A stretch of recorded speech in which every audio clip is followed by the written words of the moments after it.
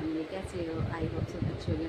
भरत की शादी जो होती है सुनंदा से होती है, और सुनंदा के जो भरत और सुनंदा के जो बेटे होते हैं वो शांतनु होते हैं, और शांतनु की शादी गंगा से होती है, और गंगा और शांतनु का बेटा जो होता है देवव्रत होता है, और देवव्रत ही बाद में जाके पितामह भीष्म पड़ता है। वो क्यों पड़ता है? क्योंकि वो दास राज का बेटी जो होती है सत्यवती होती है, वो सत्यवती का विवाह जो है मतलब अपने पिता एवं शांतनु से करवाता है। और लेकिन जो कि दास राज जो है वो एक शर्त रखता है देवव्रत के आगे, वो कहता है कि हस्तिनापुर का जो राज सिंहासन पे मेरा नातिन राज करेगा। हाँ, तो वो उस बात को एक्सेप्ट कर लेता है। वो कहता है ठीक है, लेकिन वो फिर ये भी कहता है कि तुम्हारी शादी हुई संतान हुआ तो वो फिर इसके कारण वो आजीवन ना शादी करने का वरदान वो देता है उन्हें, मतलब शर्त देता है कि मैं आजीवन जो है मैं शादी नहीं करूँगा देवव्रत। हाँ, जिसके कारण फिर जो है सत्यवती और क्या बोलते हैं शांतनु की शादी होती है। फिर शांतनु ये सारी बातें वो करके उसे कहता है कि इच्छा मृत्यु का वरदान देता है कि आप इच्छा अनुसार ही तुम्हें मर सकते हो। हाँ, पितामह भीष्म, और जिसके कारण उसका नाम पितामह भीष्म कहला है। और वो अपने पिता को ये भी और सब प्रजा कहती है, अगर सत्यवती का बेटा अभी वो आया नहीं है, वो मतलब हस्तिनापुर का राज्य योग नहीं हुआ तो कैसे राज्य चलेगा। तो सत्यवती ये भी शांतनु और सत्यवती को और पूरी प्रजाओं को ये वचन देता है, पितामह भीष्म कहता है कि मैं जो है मैं जब तक मैं अपना प्राण जब तक नहीं त्यागूंगा हस्तिनापुर में, जब तक कि मुझे लगेगा कि हाँ हस्तिनापुर सुरक्षित है, जब भी मैं अपना प्राण त्यागूंगा, नहीं तो नहीं त्यागूंगा मरने का।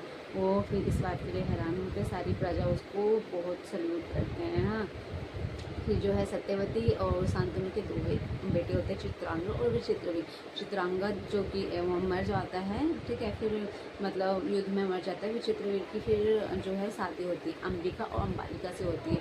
अंबिका का पुत्र जो होता है और जिसके कारण वो मतलब स्वस्थ नहीं होता है, जिसके कारण वो मर जाता है। अंबिका भी मतलब विचित्रवीर भी मर जाते हैं। तो फिर उनके अब कुछ भी नहीं, संतान भी नहीं हुए थे, अंबिका का भी नहीं होता, अंबालिका का भी नहीं हुआ था।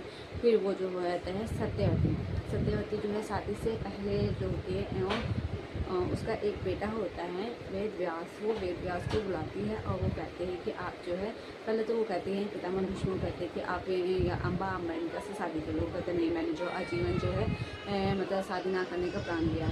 तो वो कहती है हाँ मुझे ये बात मालूम है। तो वो फिर कहते हैं जाओ वेद व्यास को बुला के लाओ। फिर वो वेद व्यास को बुला के लाते हैं पितामह भीष्म। फिर जो है सत्यवती का जो मतलब सत्यवती अपने बहुओं से कहते हैं अम्बा और मालिका से कि जाओ और मतलब वो हाथ जोड़ के कहते हैं कि हस्तिनापुर का राज्य सिंहासन खाली है, उसे आगे बढ़ाने के लिए चाहिए।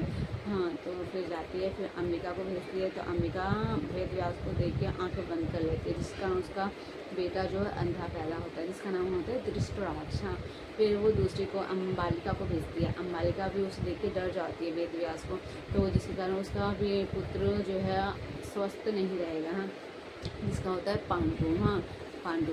और फिर क्या बोलते हैं पांडु होता है। फिर हस्तिनापुर का मतलब और फिर होता है, फिर सत्यवती दोबारा रिक्वेस्ट करके भेजती है, लेकिन वो डर के कारण नहीं जाते। फिर वो अपनी जगह अपनी दासी को भेज देते हैं अम्बा अंबालिका।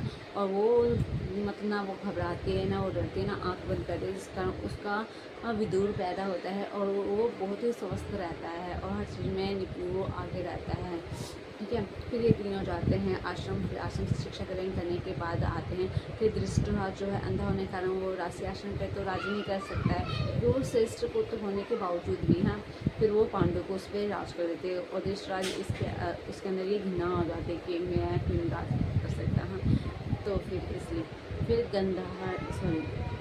फिर धृष्टराज की शादी होती है गंधार के राजा गंधार की बेटी गंधारी से होती है। ठीक है, गंधारी की शादी होती है। फिर मतलब पितामह भीष्म लेकर आते हैं प्रस्ताव गंधार नगर में कि मेरा भाई धृष्टराज है और उसकी जो शादी है मतलब अपनी बेटी से कर दो, हाँ गंधारी से, शिव भक्त जो होती है। तो सगनी मामा कहते हैं क्यों पांडु से क्यों नहीं। तो फिर उसकी जब पुत्री आ जाती है वो कहती नहीं मैं धृष्टराज से ही शादी करूँगी। हाँ, तो वो धृष्टराज से शादी करती है और उसी टाइम आँख पे पट्टी बांध के अपने घर से आँख की पट्टी पे बांध के और जाती है अपने पति के धृष्टराज से ही शादी होती है। और सपनी मामा भी उन्हीं के साथ ही आते हैं।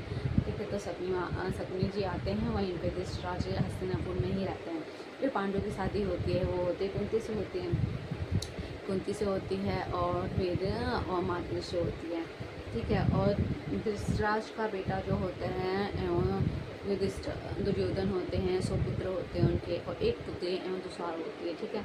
और कुंती के जो है 3 पुत्र होते हैं, आपको बताया था युधिष्ठिर जी होते हैं, और भीम और अर्जुन। माद्री के 2 पुत्र होते हैं, नकुल और सहदेव। जैसे कि पांडव के 5 पुत्र हो गए, और उनके जो 100 और प्लस 1 हाँ उसकी सिस्टर दुशाल, ठीक है। हाँ, अब जो होती है हस्तिनापुर पर राज्य कौन करेगा, लेकिन पांडव का श्रेष्ठ पुत्र होने के कारण जो है युधिष्ठिर श्रेष्ठ पुत्र होते हैं, इस कारण युधिष्ठिर जी राज करेंगे।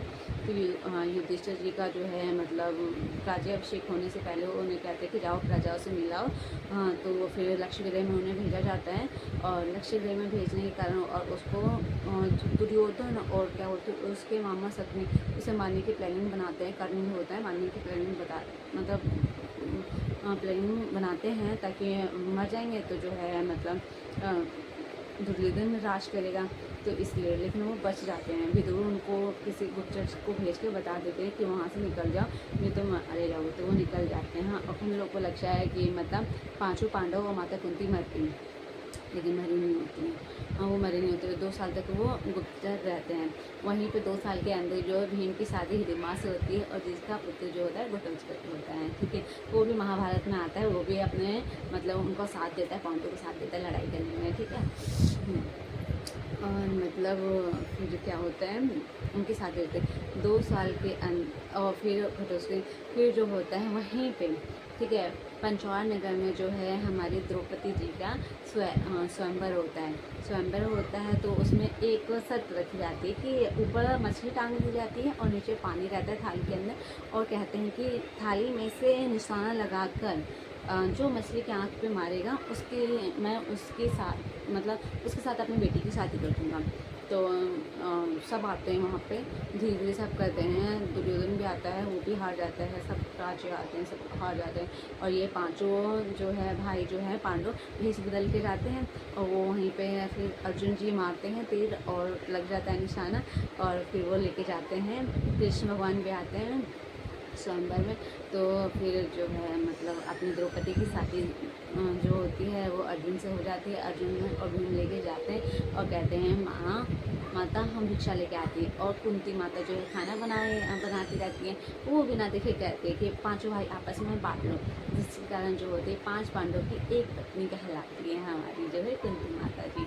तो कुंती जी जो है मतलब सॉरी द्रौपदी जी 5 पांडव की एक माता कहलाती है। फिर कृष्ण भगवान भी कहते हैं कि फिर वो थोड़ी सी गुस्सा होती है, और फिर भगवान और वो भी कहते हैं क्या बोलते हैं माता कहती है कि तुम मतलब बहू को तुम चीज़ कह रहे हो, भिक्षा कह रहे हो। और तो फिर कृष्ण भगवान कहते कि माते आपने भी तो बिना देखे आशीर्वाद दे दिया कि 5 भाई आपस में बांट लो। फिर वो कुंती को भी कहते कि तुम्हें नहीं पता द्रौपदी कि तुमने शिव भगवान से कि क्या मांगा था। हाँ, तो उन्हें कहा तब वो याद दिलाऊँ, तो कृष्ण भगवान सब याद दिलाते हैं उससे हम, तो जिसके कारण याद दिलाते हैं। फिर 2 साल कंप्लीट होने के बाद द्रौपदी प्लस 5 पांडव अपने हो गए, 5 पांडव हो गए, द्रौपदी हुए, 5 पांडव हुए अपने, और माता कुंती हो गई। सब लोग जाते हैं हस्तिनापुर के सामने अब एक और वो बैठ जाती है कि अब हस्तिनापुर पर राज्य कौन करेगा। 2 साल तो हमारे दुर्योधन जी ने किया, अब आगे उनकी गद्दी जो कि युधिष्ठिर जी सबसे बड़े, तो उनका होगा शिष्ट पुत्र होने के कारण, तो वही राज करेंगे। अब सरताइए, अब ये था कि हस्तिनापुर को 2 भागों में डिवाइड किया गया। पहला भाग हस्तिनापुर को दिया गया, और जो ऊपर भाग और जो था वो जो है खंड प्लस जो है हमारे जो है युधिष्ठिर जी को दिया गया। लेकिन युधिष्ठिर जी के साथ मतलब सब कह रहे कि भेदभाव किया है, लेकिन फिर भी युधिष्ठिर जी ने उसे एक्सेप्ट कर लिया। फिर वो सब लोग गए, मतलब कृष्ण भगवान भी उनके साथ थे, बलराम भी उनके साथ थे, फिर प्लस 5 पांडव थे, माता कुंती थी, द्रौपदी भी थी, सब लोग साथ थे हम। तो फिर क्या बोलते हैं युधिष्ठिर जी भी आ गए थे उनके साथ देने के लिए। द्रौपदी के भाई थे, और सबने मिल के खंड पर्स को ऊपर खावर करके हरियाली में जी कर दिया। बाद में उसी का जो है इंद्रप्रस्थ नाम रखा गया। और फिर जो है युधिष्ठिर जी का राज्याभिषेक होने के लिए जो है सबको बुलाया गया, सारे राज्यों को, हस्तिनापुर के भी द्रोणाचार्य हाँ सब लोग आए, द्रोणाचार्य आए, पितामह भीष्म आए, फिर युधिष्ठिर जी आए, फिर धृतराज आए, गंधारी जी आए, गंधारी माता आई, और फिर क्या बोलते हैं अपने दुर्योधन आए, कर्ण आए, सब आए हम। और सब देख के चकाचौक हो गए, कर्ण देख के वो क्या बोलते हैं युधिष्ठिर देख के चकाचौक गया, दुर्योधन देखते हैं दुर्योधन गया और घूमते घूमते वो महल को घूम रहा था और वो पानी में गिर गया। तो वहीं पे द्रौपदी हंसने लगी। द्रौपदी ने कहा कि अंधे का बेटा अंधा, और ये बात दुर्योधन को बहुत बुरी लगी, नहीं किसी का मजाक करना चाहिए, बहुत बुरी लगी। अब ये जाके कर्ण और जो मामा सपनी को बोलता है, वो कहते चलो ठीक है कोई बात नहीं। फिर वो हस्तिनापुर वापस लौट आते हैं। लौटने के बाद हस्तिनापुर लौटने के बाद क्या होता है, और हम मतलब वहाँ पे चेस्ट खेलने के लिए जो है युधिष्ठिर जी को बुलाया गया। युधिष्ठिर जी जाते हैं, फिर चेस्ट खेलते हैं। फिर वहाँ पे जो है ये शर्त रखी जाती है कि मतलब धीरे धीरे चेस्ट में जो कि दुर्योधन की तरफ से जो है सपनी मामा खेलते हैं और ये पांचों पांडव खेलते हैं, ठीक है। तो सब पहली बारी जो थी मतलब दुर्योधन की थी, जिसके कारण वो पहले घोड़ा हाथी सारी ज्वेलर और प्लस आपने ये महल और सबको हार गया, ठीक है। फिर धीरे धीरे भीम को दाव पे लगाया, फिर सारे भाइयों को मतलब दाव पे लगा दिया, ठीक है। प्लस अपने आप को भी दुर्योधन भी दाव पे लगा दिया। फिर बाद में कहता है एक चीज़ आपके पास, दुर्योधन कहता है एक चीज़ और अनमोल है, वो अगर आप लगाते हैं, अगर आप जीत गए तो आप भी दास से मुक्त हो जाओगे, और जो है क्या बोलते हैं जितनी आप हारे सारी वस्तु आपको वापस कर दी जाएगी। तो कभी क्या चाहिए, द्रौपदी कहते नहीं नहीं नहीं नहीं नहीं। तो फिर लास्ट में उसे भी लगा देता है द्रौपदी को दाव पर। द्रौपदी को भी हार जाता है, दुर्योधन हार जाते हैं और हाँ और सॉरी युधिष्ठिर जी हार जाते हैं और दुर्योधन जीत जाता है। हाँ तो कहता है दूसरा को जाओ बुला के लेके आओ। हाँ तो फिर बुला के लेके आता है। फिर वो उसके बाल केस पकड़ के द्रौपदी के लेके आते हैं। वो कहते हैं मैं तुम्हारी भाभी माँ हूँ, इस हस्तिनापुर की वधु हूँ, कल वधु हूँ, वो नहीं मानता। हाँ कहते कैसे बदल, तू दास है, दास तेरे पति दास बन गया, दास। हाँ ऐसे बोल के पूरे उसके फिर उस साड़ी खींचते हैं, साड़ी खींच के फिर उसको क्या बोलते हैं, लेकिन फिर वो कृष्ण भगवान को मतलब बुलाती है और कृष्ण भगवान उसकी हेल्प करते हैं। हाँ और कृष्ण भगवान जो है द्रौपदी की हेल्प क्यों करते हैं, क्योंकि मैंने बताया था इंद्रप्रस्थ में जो है मतलब युधिष्ठिर जी का राज्याभिषेक होता है और वहाँ पे सबको बुलाया जाता है, शिशुपाल को भी बुलाया जाता है जो कि उसकी छोटी बुआ का लड़का होता है। और जो वो चक्कर के कारण जो है वो 100 पाप करने के बाद जो है वो अपनी बुआ को वचन देता है कि अगर जो है शिशुपाल 100 पाप करने के बाद अगर उससे बाद एक्स्ट्रा पाप करता है तो मैं इसका वध कर दूँगा। तो वो कहता है ठीक है। हाँ फिर वो क्या बोलते 100 पाप उसके वहीं पर कंप्लीट हुआ। आगे भी वो कर रहा था, वो कृष्ण भगवान कहते चुप हो जाओ, शिशुपाल चुप हो जाओ, वो नहीं होता। तो कृष्ण भगवान चक्र उठाते हैं और शिशुपाल की गर्दन वो करते हैं, जिसका जो उनकी जो है हाथ से खून निकल आता है। तो वहीं पे द्रौपदी जी होती है, द्रौपदी जी अपना पल्लू फाड़ के और हाथ पे बांध देते हैं। तब कृष्ण भगवान उन्हें आशीर्वाद देते हैं, कहते हैं कि द्रौपदी आपको जब भी मेरी आवश्यकता होगी तो मैं जरूर आपको आऊँगा की हेल्प करवाने। हाँ तो वहीं पे भाई बहन का रिश्ता बनता है। तो कृष्ण भगवान की मतलब बुलाती है हेल्प करने के लिए, तो कृष्ण भगवान उसकी मदद करते हैं, यानी कि द्रौपदी जी की मदद करते हैं जब जो वस्त्र हरण के टाइम। हाँ कृष्ण भगवान उनकी हेल्प करते हैं। हाँ फिर जो है वो थक जाता है, दूसरा सब लोग थक जाते हैं। हाँ तो क्या होता है और फिर द्रौपदी को गुस्सा आता है, फिर वो साफ देने जाती है सब कोई। लेकिन उस टाइम जो है गंधारी जो आती है वो कहती है माफ़ करना ये वो, तो वो कहते कि आप कहाँ थे जब मेरा वस्त्र हरण हो रहा था, जब ये सब चीट हो रही थी, मतलब ये सब अपने भाइयों को हार गए, ये सब यहाँ पे इतना व्यवहार मेरे साथ आप कहाँ थे उस टाइम। धृतराष्ट्र भी कहाँ, तो कह आप लोग कहाँ थे बताओ। हाँ बड़े पिता आप लोग कहाँ थे, ऐसे बोले। हाँ लेकिन श्राप नहीं बेटी मत श्राप दो, हाँ आप जो कहोगे होंगे। कहते ठीक है मेरे पतियों को दास मुक्त करो और जो मेरे हाँ जो वस्तु हारे सब वापस कर दो। तो हाँ मेरी वस्तु सब वापस करते हैं, वो अपनी सारी हारी हुई वस्तु वापस कर लेती है, वापस मिल जाता है। फिर जो है वो इंद्रप्रस्थ जाने की प्लानिंग करते हैं, लेकिन फिर भी जो है दुर्योधन जो है इसके लिए वो एक्सेप्ट नहीं करता है और वो दुर्योधन फिर दोबारा चेस्ट खेलने के लिए बुलाता है।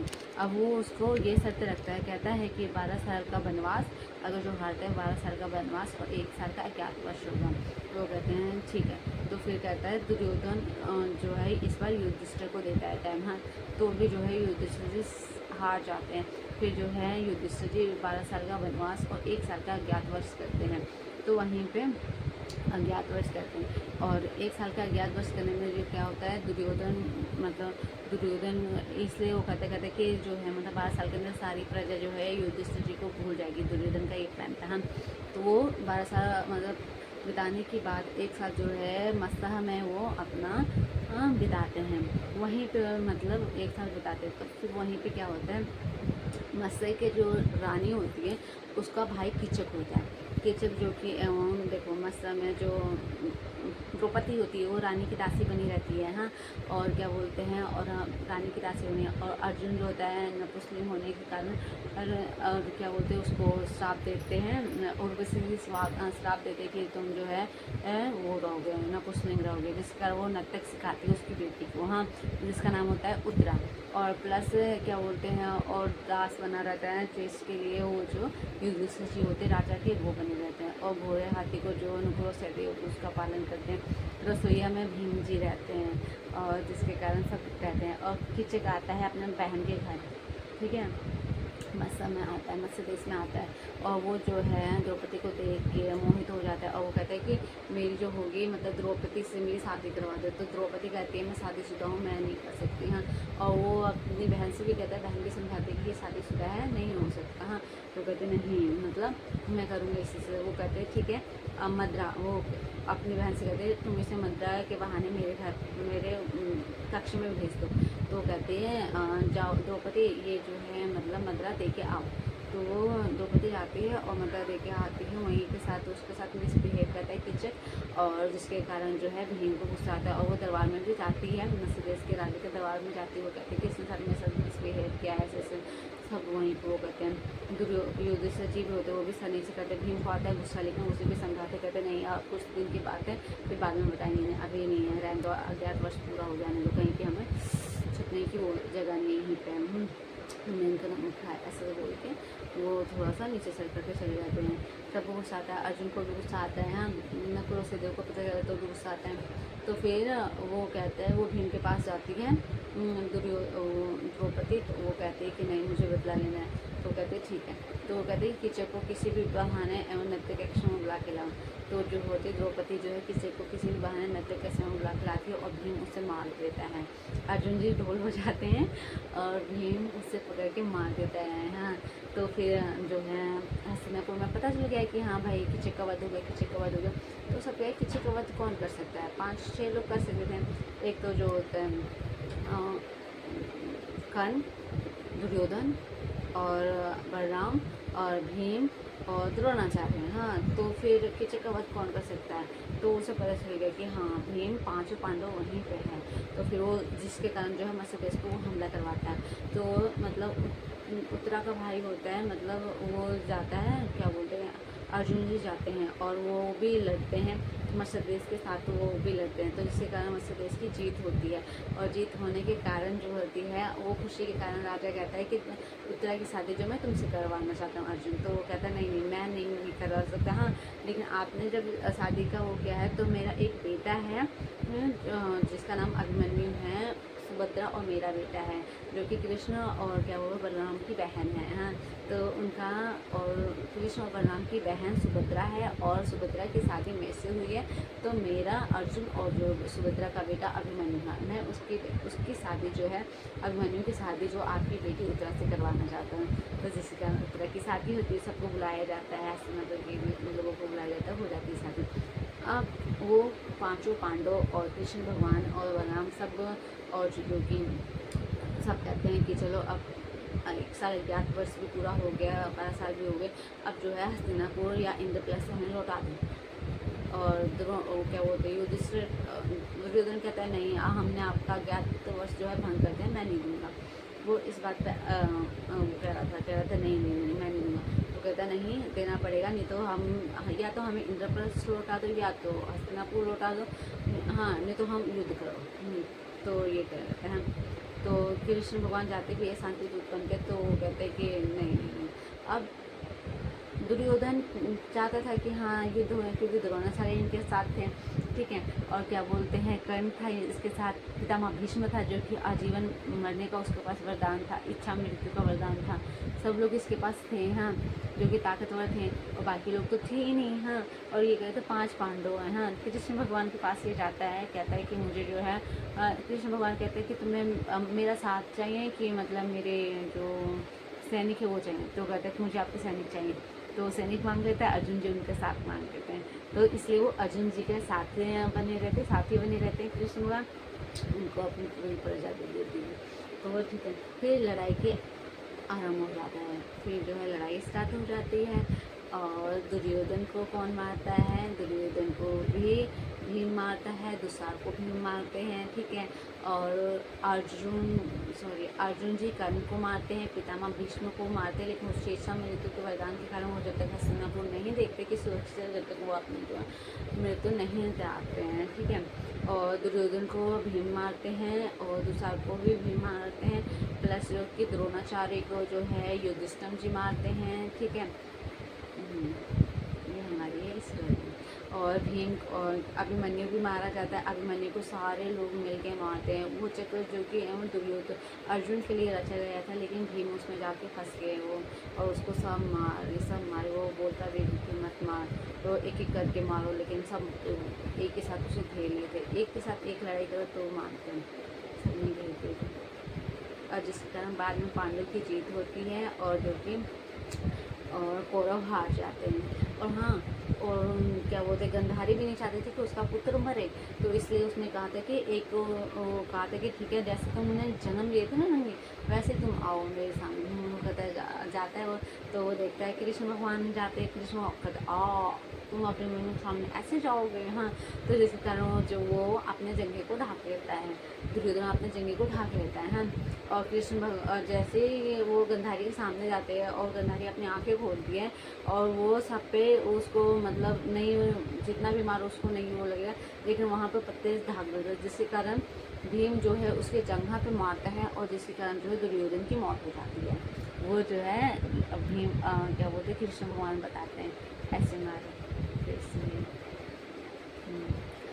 और जिसके कारण जो है कौरव हार जाते हैं, पांडव जीत हो जाती है, और युधिष्ठिर जी हस्तिनापुर के राजा बनते हैं। और जिसके कारण जब पता चलता है पितामह भीष्म को कि हस्तिनापुर सुरक्षित है, तब वो अपना प्राण त्याग देते हैं। Okay, bye bye.